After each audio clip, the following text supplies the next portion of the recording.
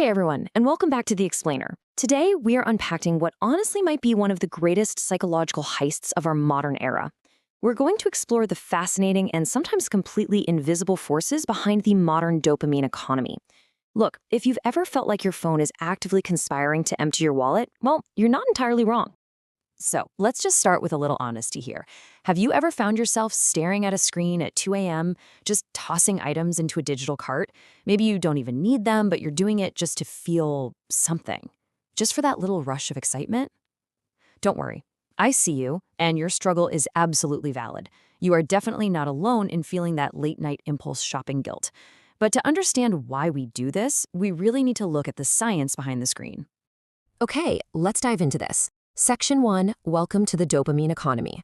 Right now, up to 6% of the global population exhibits problematic online buying behaviors. Let's look at why that is. Think about how drastically shopping has changed over the years.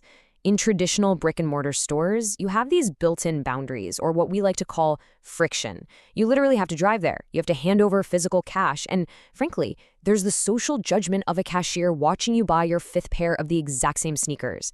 But look at online shopping today. It is completely frictionless, it's algorithmic, it's highly engineered, and it gives you 24/7 access to anything in the world right from your bed.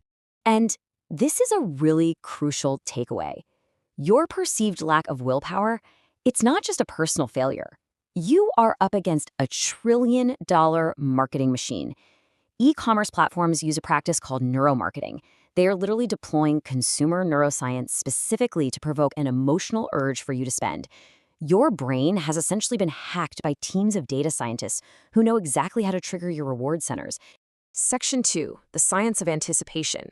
To truly understand how we get hacked like this, we have to look at our underlying biology. Let's see how our primitive hunter-gatherer brains react to modern digital abundance. First off, we need to bust a massive myth. Dopamine is almost always called the pleasure chemical, right? Actually, scratch that. It's not quite right. Dopamine is really the neurotransmitter of motivation and anticipation. Psychiatrist Dr. Anna Lembke calls it the molecule of more. It's the chemical that drives our survival and makes us seek out rewards. It's all about the craving, not just the satisfaction. Now, what's really interesting about this experiment is how we can pinpoint exactly when dopamine hits our brains. Neuroscientist Robert Sapolsky ran a fascinating study with monkeys. A light would signal them, they'd press a button 10 times, and boom, they'd get a treat. You'd probably think the dopamine spiked when they ate the treat, right? Wrong. The huge dopamine release happened when the light came on, during the anticipation phase. It was the anticipation of the reward that fueled all the work. But Sapolsky took it a step further, and this is wild. What if the monkey only got the treat 50% of the time? When the reward became wildly unpredictable, dopamine levels actually doubled. The unpredictability massively spiked the anticipation. It turns out our brains absolutely love a gamble. When an outcome is uncertain, our dopamine systems go into total overdrive. And honestly, this explains a staggering statistic. 76% of Americans report getting way more excited over an online purchase arriving in the mail than buying something in a physical store. Why? Because that delay between clicking buy and the package landing on your porch acts just like Sapolsky's experiment. That waiting period builds up an intoxicating anticipation that a physical store just cannot match. Moving on to Section 3, how platforms hijack your brain. Let's look at how these apps act as the digital villains here, exploiting this exact biology.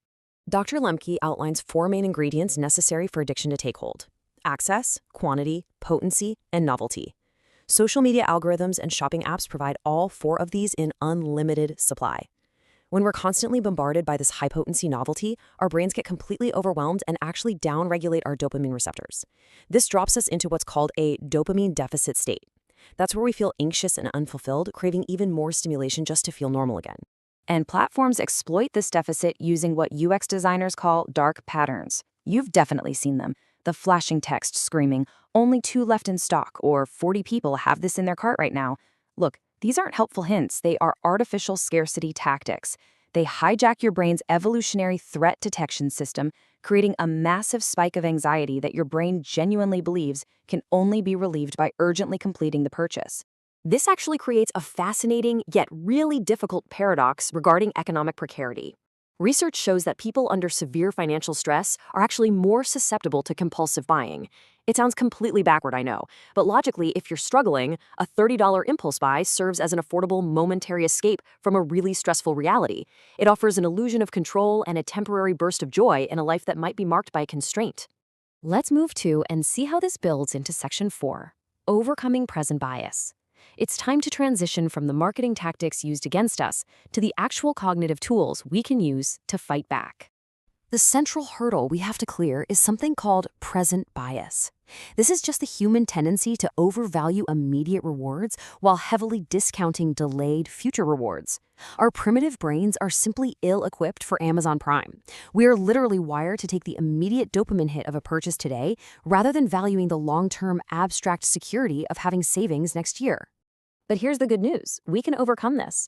This research from Payon and Eisen shows that mild, positive affect, which is basically just cultivating a good mood, actually increases your cognitive flexibility. When your brain isn't operating in a stressed-out threat detection mode, you're better able to see the big picture. This higher-level thinking reduces present bias, meaning a positive mindset literally makes you more capable of waiting for larger, delayed rewards rather than caving to those impulsive short-term desires. Section 5, Taking Back Control. Let's empower you with some actionable, science-backed strategies you can use today. To really ground this in reality, let's look at this famous pop culture quote from Carrie Bradshaw in Sex and the City. She realizes she spent $40,000 on shoes over the years, leaving her without a down payment for a home. Now, it's played for laughs on TV, but it perfectly highlights the severe, cumulative long-term financial consequences of unchecked, low-level impulse buying. So here are your harm reduction strategies to implement immediately. First, the 48-hour rule. Just leave it in the cart for 2 days. Often, the impulse simply evaporates. Second, delete your shopping apps. Add that friction back into your life. Third, stop watching shopping haul videos that trigger a false sense of scarcity. And finally, calculate your true hourly wage. If you make $25 an hour, realize that a $25 impulse lunch costs you exactly 1 hour of your life's labor. And this brilliantly illustrates how we can use cognitive behavioral therapy, or CBT, to rewire our habits through if-then planning. You decide your reaction before the trigger even happens. Like, if I am tempted to browse online out of boredom, then I will go for a 10-minute walk. It interrupts the automatic loop of trigger, thought, and purchase, giving your logical brain the time it needs to step in. Another incredibly cool CBT technique is urge surfing. Urges are basically like ocean waves. They build, they peak, and inevitably, they crash. When the urge to spend hits, don't fight it. Notice it. Label it. Rate its intensity from 1 to 10, and then simply wait 15 minutes. You will prove to your own brain that the overwhelming feeling to buy will actually recede all on its own without you having to spend a single dime. Now, you might have heard the trendy term dopamine detox. While literally stopping your brain from producing dopamine is scientifically impossible, the spirit of the idea is totally valid. By substituting mindless scrolling with meaningful, challenging hobbies, like learning a new skill or exercising, you allow your brain's receptors to reset. You start building alternative, healthier reward pathways that offer lasting satisfaction instead of just fleeting instant gratification. As we wrap up this explainer, I want to leave you with one final provocative question to think about the next time your thumb hovers over your screen. What are you really trying to buy when you click checkout? Look beyond the cart for a second.